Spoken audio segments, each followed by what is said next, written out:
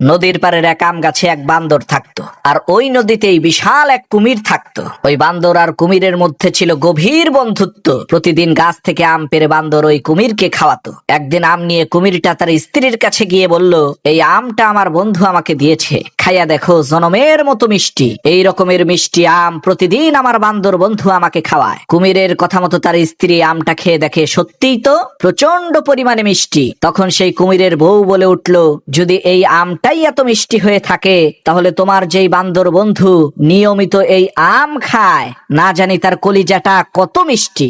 আমি কিছুই বুঝি না, যে কোনো মূল্যেই হোক আমাকে ওই বান্দরের কলিজাটা তুমি এনে দিবা। বউয়ের এই কথা শুনে পরের দিন কুমিরটা বান্দরের কাছে যেয়ে বলল, ভাই বান্দর, তোমার ভাবি তোমাকে দাওয়াত দিয়েছে। গতকালকে তোমার আর আমার গভীর বন্ধুত্বের আলোচনা শুনে সে বলেছে, বান্দর তোমার এত ভালো একজন বন্ধু, তাহলে একদিন তাকে আমাদের বাড়িতে নিয়ে এসো। কুমিরের এই কথা শুনে বান্দর কোনো কিছু না ভেবে এক লাফে কুমিরের পিঠে এসে বসলো আর বলল, চলো আজকে ভাবির হাতের রান্না খাবো। চলতে চলতে নদীর মাঝখানে যাওয়ার পর কুমির বলে উঠলো, ভাই বান্দর, আসল কথা হলো তোমার ভাবি তোমার কলিজাটা খেতে চায়, এ কারণেই আমি তোমাকে নিয়ে যাচ্ছি। কুমিরের এই কথা শুনে বান্দর ভয় পেয়ে গেল, কিন্তু সে হাই হতাশ না করে হেসে দিয়ে বলল, আরে ভাই, এই সামান্য একটা বিষয় তুমি আমাকে আগে বলবা না?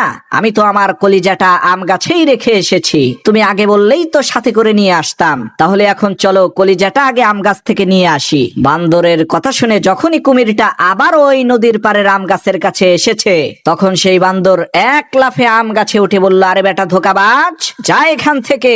আমি তোর উপরে ভরসা করেছি, তোকে মহব্বত করেছি, আর তুই আমার সাথে এত বড় ধোঁকাবাজি করলি। প্রিয় বন্ধুগণ, আজকাল এই দুনিয়ার পরতে পরতে ধোঁকাবাজ লুকিয়ে আছে।